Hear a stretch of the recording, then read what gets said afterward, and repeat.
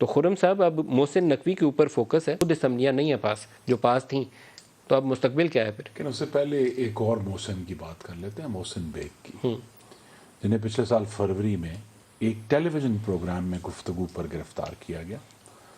اور ان پر تو باقاعدہ ویزیبلی نظر آیا کہ ان کی مار پیٹ کی گئی ہے اور جب وہ عدالتوں میں پیش ہوئے۔ وہ یہ جسٹیفیکیشن نہیں ہے، لیکن عمران خان کے دور میں یہ ہوا ہے کہ جرنلسٹ کو صرف گفتگو کی بنیاد پر آپ جو بھی اختلاف ہو، آپ کو نہیں اچھا لگتا، میں اچھا نہیں لگتا، اور اس نے رحام کی کتاب کا حوالہ دیا تھا، اس نے اپنی طرف سے کوئی چیز انوینٹ نہیں تھی تو پھر اور پکڑ کے اس کو مارا گیا۔ یس، اس کو پکڑ کے کیوں مارا گیا؟ تو یہ ایسے سوالات ہیں، اور یہ کہنا کہ جی پاکستان میں یہ ہوا ہے، میں آپ کو یہ ضرور کہہ سکتا ہوں کچھ اعتماد کے ساتھ کہ وہ مغربی جمہوریتیں جن کا عمران خان ہر روز حوالے دیتے ہیں، اگر وہاں بھی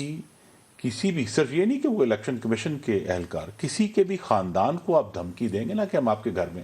تو یہ قابل تعزیر ہے، وہ سیاست سے بالاتر ہے، جس سے میں نے عرض کیا کہ اظہار رائے کے اوپر ایک قدغن ہے، and that is incitement to violence. تو یہ قابل قبول کہیں بھی نہیں ہے کہ آپ آئینی اداروں کے بارے میں تو بالکل ہی قابل قبول، لیکن عام شہری کے میں بھی کہ اگر وہ میرے بارے میں کہیں کہ میں تمہارے خاندان کا پیچھا کروں گا اور تمہیں سزا دوں گا، تو یہ قابل تعزیر ہے۔ اس کے اوپر کم از کم ہم یہ ضرور کہہ سکتے ہیں کہ جی ہتھکڑیاں نہیں لگنی چاہیے، لیکن بہرحال کوئی پوچھ گچھ تو ہونی ہے کہ آپ کس طرح ایک سیاسی جماعت جس کے جو کہتے ہیں کہ جی بے شمار کارکن پورے ملک میں موجود ہیں، ان کو آپ کہہ رہے ہیں کہ یہ وہ لوگ ہیں جن کے خاندانوں کا آپ نے پیچھا کرنا ہے۔ آپ کی اجازت سے میں ایک چھوٹا سا بیپر کر لوں۔ عادل تنولی ہمارے نمائندے ہیں اور اس وقت فواد چودھری کی عدالت کے سامنے جو پیشی ہوئی ہے اسلام آباد میں، اس کی ان سے اپڈیٹ لے لیں۔ عادل بتائیے گا کس عدالت میں پیشی ہوئی اور اس وقت کیا پوزیشن ہے؟ ہاں جی دیکھیں الیکشن کمیشن کو دھمکانے اور کار سرکار مداخلت کیس میں گرفتار فواد چودھری کو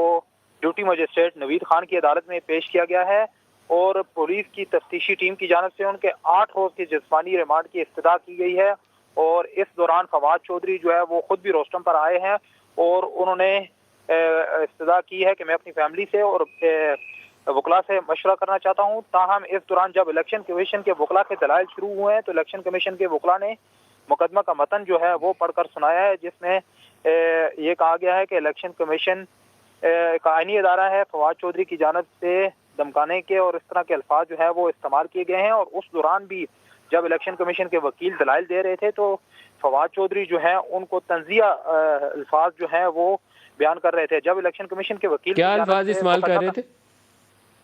تنزیہ طور پر ماشاءاللہ اور انشاءاللہ کے الفاظ استعمال کر رہے تھے، اور ساتھ ہی ساتھ جب الیکشن کمیشن کے وکیل کی جانب سے یہ کہا گیا ہے کہ فواد چودھری نے یہ لفظ استعمال کیا ہے کہ الیکشن کمیشن منشی بنا ہوا ہے، تو اس پر بھی فواد چودھری کی جانب سے دوران سماعت لقمہ دیا گیا ہے اور کہا ہے کہ جی الیکشن کمیشن کی حیثیت جو ہے وہ منشی والی ہے، اور فواد چودھری کو جب عدالت پیش کیا گیا ہے تو 2 بار کمرہ عدالت جو ہے اس کو بھی تبدیل کرنا پڑا ہے۔ لیکن کیا فیصلہ ہوا ہے عدالت سے ان کے ریمانڈ کے حوالے سے بھی کہ نہیں ہوا؟ جی دیکھیں ابھی الیکشن کمیشن کے وکلاء کے دلائل جو ہیں وہ جاری ہیں، لیکن ابھی تک ان کا ریمانڈ جو ہے وہ نہیں ہوا، کیونکہ الیکشن کمیشن کے وکلاء بھی ہیں، تحریک انصاف کے وکلاء بھی ہیں، اور فواد چودھری جو ہے وہ خود بھی بار بار جو ہے وہ کمرہ عدالت کے اوپر اپنی باتیں جو ہے روسٹم پر کر رہے ہیں۔ عادل، آپ جیسے ہی اگر اس کے اوپر کوئی فیصلہ کرتی ہے عدالت تو آپ ہمیں آگاہ کریے گا، پھر دوبارہ اپڈیٹ لیں گے۔ آپ خرم صاحب اپنا جواب دیں۔ جی، تو میں جہاں تک محسن نقوی کا معاملہ ہے، ایک عمران خان اپنی جو ذاتی انا اور اس کی جو ہوس اقتدار ہے اس میں آئین کو بھول جاتے ہیں کہ بھئی جب آپ کوئی عمل کرتے ہیں کہ آپ نے ایک صوبائی اسمبلی تحلیل کر دی ہے تو اس کے آئینی مضمرات ہیں، کانسیکوینسز ہیں، اور کانسیکوینسز بڑے کلیئر ہیں کہ جی یہ اگر leader of the house leader of the opposition میں اتفاق آپ نام دیں گے،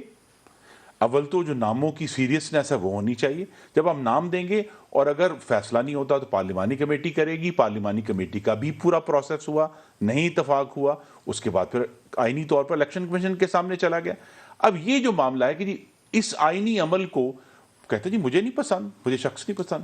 بھئی ماننا پڑے گا، آئین کو ماننا پڑے گا۔ آئین یہ کہتا ہے کہ آپ انلیس آپ کو اس طرح کا کہیں گے کوئی شخص جو ہے یہ کوئی قاتل ہے یا یہ کوئی پاکستان کے آئین کو توڑنے والا ہے، ادروائز تو ان کو آئین کو قبول کرنا پڑے گا کہ جس شخص کو نگران وزیر اعلیٰ بنایا گیا ہے وہ پورے پروسیس کے ذریعے آئے ہیں، اور میری یہ بھی توقع ہے کہ عدالت اس کے اوپر جورسپروڈنس جو کرے گی اس میں یہ کلیئرلی لکھا جائے گا کہ انلیس جو ہے کوئی بہت ہی سیریس سرکمسٹانسز ہیں جو آئینی عمل کا کانسیکوینس ہے وہ سب کو ایکسیپٹ کرنا ہے. جس طرح ہم یہ سب ایکسیپٹ کرتے ہیں کہ جی اگر اسمبلی تحلیل ہوگی تو 90 دن میں انتخابات ہونے